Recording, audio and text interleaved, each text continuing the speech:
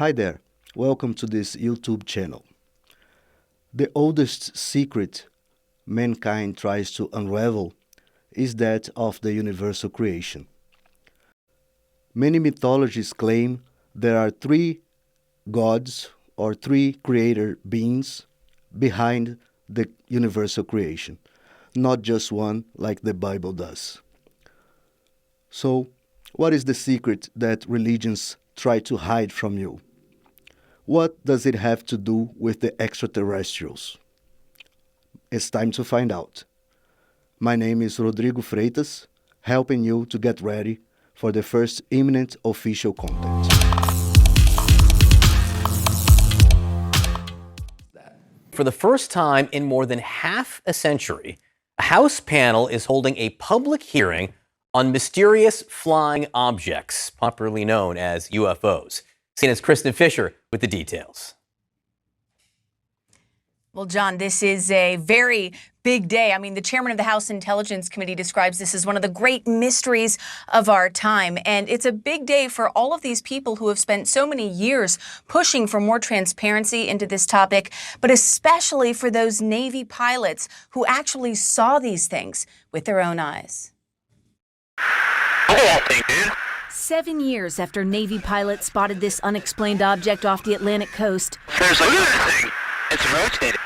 top Pentagon officials will be grilled by members of a House Intelligence Subcommittee, the first public hearing on UFOs or UAPs, unidentified aerial phenomena, in more than half a century. For far too long, this issue wasn't even taken very seriously. It was essentially relegated to science fiction. But in a very real sense, UAPs present a very real national security risk, and the Intelligence Committee has a responsibility to investigate. The hearing comes almost a year after the Director of National Intelligence released a highly anticipated report which examined 144 reports of UAPs, but identified only a single one, which turned out to be a deflated balloon. Quote, "The others remain unexplained."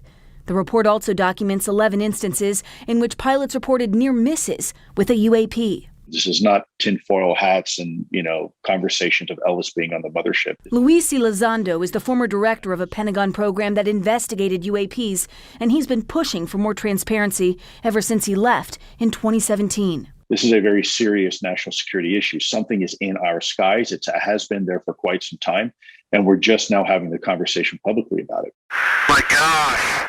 UFOs first hit the American public's radar about 70 years ago, pushing Pentagon officials to try to explain the unexplainable. Could these objects that caught the attention of trained Navy pilots be part of a top-secret U.S. program? Could they be coming from a foreign adversary or somewhere else? Whatever they are, the intelligence report concedes a handful of UAPs appear to demonstrate advanced technology, some without discernible means of propulsion. The speeds that they're exhibiting, as well as the flight characteristics, there's no platform or really energy source that I'm aware of that could allow something to stay in the air as long as these objects were. The only thing certain is that they exist. The big question is, whose is it, and where is it from, and what are the intentions, and what are the full capabilities, and is there something we can learn from it? Along the year of 2022, many people claim to have seen UFOs, or nowadays they are calling it UAPs, in the skies. Many people have taken photographs, recorded videos of those UAPs. What are we observing? What you see here is aircraft that is operating in a U.S. Navy training range that has observed spherical objects in that area. And as they fly by it, they take a video. You see it looks reflective in this video, somewhat reflective, and it quickly passes by the cockpit of the aircraft. And is this one of the phenomena that we can't explain? I do not have an explanation for what this specific object is. And is this one of the situations where it is, that's the object that we're looking at right there? Thank you. And is this a situation where it was observed by the pilot and it was also recorded by the aircraft's instruments? We'll talk about the multi-sensor part in a later session. But in this case, we have at least that. Online, on the social media, you can see lots of examples like this. But what is behind all of this? The governments do not know. Even if it is true that they maintain contact with beings from other worlds, like the USA does, for instance, and Russia probably does too, and possibly many other countries also do it, they don't know what is coming. They don't know what is behind the first official contact that is going to happen maybe next month, maybe in 1 year, maybe tomorrow, maybe in 10 years, who knows? But it's coming. They are not just going to be flying around like this forever, right? And it is also true that they have been doing this for the past 50 years, at least since the Roswell case. But what is behind all this? Why don't they simply land and talk to us? It's complicated. Let's try to investigate why things are the way they are today. So first, let's talk about the universal creation. It happened over 13.8 billion years ago. The science calls it Big Bang, right? Everybody knows it. But do you really think the Big Bang came up from nothing? Do you think there wasn't anything before the Big Bang? Of course there was. The Big Bang was a creation. Most scientists today know it, but they don't really like to talk about it. But they know it. Of course, it was a creation. And who is behind this creation? That's the first thing we need to find out. Is it God? Is it just a creator that would be somehow linked to God? I really think that the entity that claims to be the universal creator described in the Bible is behind the Big Bang, is behind the universal creation. His name is Jehovah or Yahweh. It depends on the way you like to pronounce it. But we are talking about the same being. He is also behind the Islamism, like Allah, or he's also known in the Greek mythology as Chaos. He's also known in the Hindu Trimurti as Brahma. Depending on the earthly culture that tells this history, his name changes, but is the same being. Many mythologies claim there are 3 gods, not just one, behind the creation. Although they call them gods, I don't believe they are gods. They are, for sure, evolved spirits, but I don't think God creates something like our creation with so many problems. It would be very hard for me to see God, a perfect being, creating something so problematic like our universal creation.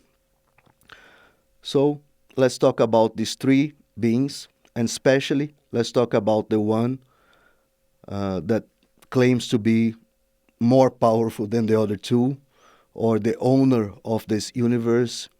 Let's talk about him because he presented himself like that. And it's not me making this up. You just gotta read the Bible and figure it out for yourself. His name, as I mentioned, is Jehovah or Yahweh. And what I believe happened is that when he created the universe, he had a problem and he fell into his own creation. And for the first 500 million years, he was trying to recover his, rebuild his conscience, his body, let's put it like that. But he was alone inside his creation. So he created the universe, and when he did that, his mental portion got sucked into his creation. His old spirit was still outside in spirituality, let's put it like that, and a mental portion of him got dragged into the creation. And as I said, for the first 500 million years, he was trying to regain control of his own creation. He was scattered in multiple really small particles, and he gathered these particles in a sphere that the Hindu mythology, for instance, calls Brahmaloka. There are several names for this other universe or parallel universe or antimaterial universe. It depends on the culture that tells this history. But scientists nowadays are actually figuring it out. They are actually proving that the universal creation created two parallel dimensions. One that we live in with stars, galaxies, planets, and another one composed by antimatter. So it's the antimaterial universe. And that's where the Creator rebuilt himself along the first 500 million years of this creation. Let's try to investigate what happened from this point up to the present time. So, the entity that Christianity calls God is actually not God at all. So, I know it's going to be hard for them to accept this hypothesis, but he is indeed the creator, the universal creator. Let's call him Jehovah, but we could call him Allah or Brahma, as I just said now. So in the beginning, Jehovah tried to rebuild himself, and he did that in the loneliness era along the first 500 million years, more precisely in the antimaterial universe, or in using the Hindu language terms, we can say inside the Brahmaloka. The second era, the procreation era, is when starts when he decided to replicate, create other beings to help him control his creation, manage his creation in general terms. In this video, it's going to be hard for me to go into details. But the second era is when he created other beings, and we can call these beings clones because there wasn't any sexual intercourse or anything like that. He just created out of his own material. So he created several different classes of beings and gave them limited powers so that he could always keep control over these beings. But little did he know that he wasn't actually creating all these beings alone, right? Spirituality was working and he wasn't aware of it because during his fall, he actually forgot who he was before, and he thought that everything that existed was his own creation.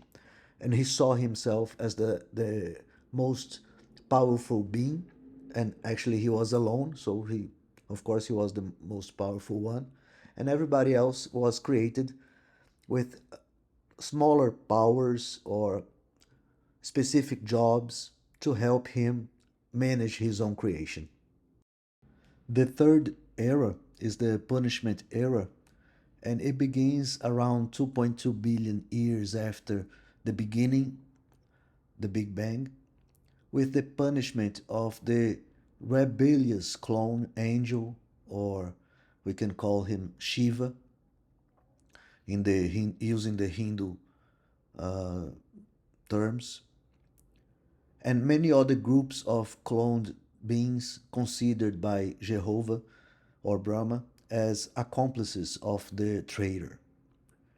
In retaliation, Brahma destroys the body of the rebel clone, releasing his spirit, now infected by the standards of the fight, which led him to assume a mutated form, thus emerging the demon Shiva, which gave rise to the demon lineage.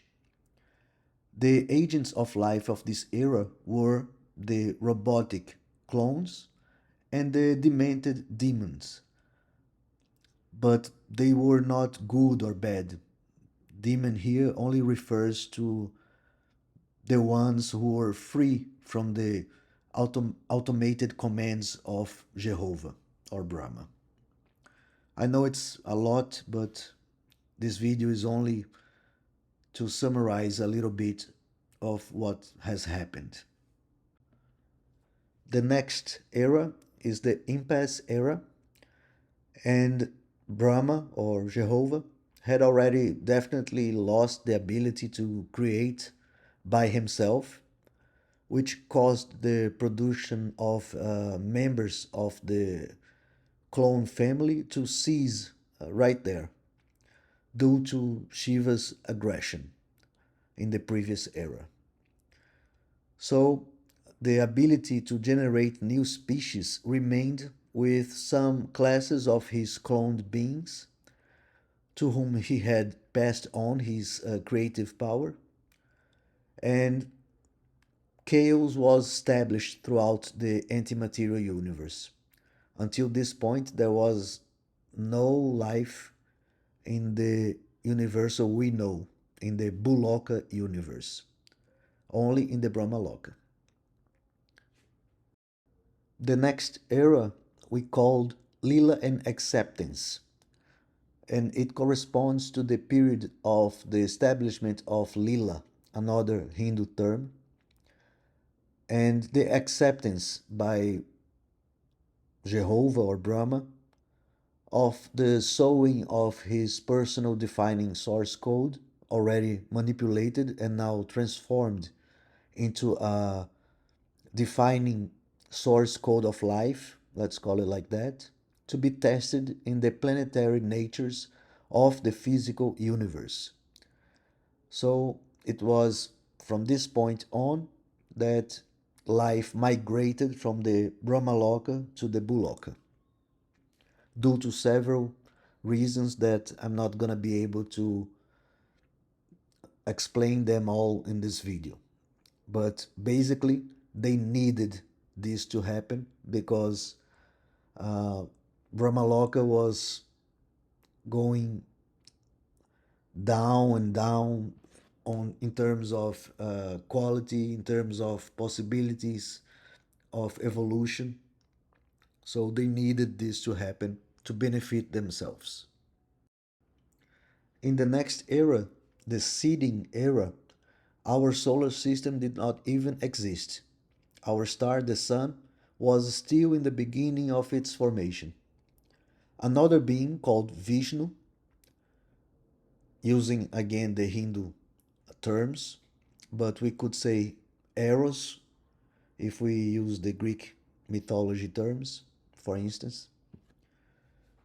He generated another being around 6.4 billion years after the beginning of the universe, and this being called Mohenso helped him to develop what we call the Taum project, which is precisely the project that brought the life from the Brahmaloka into Buloka. and it began around 7.7 billion years before present times. The last era is the seeding refinement one.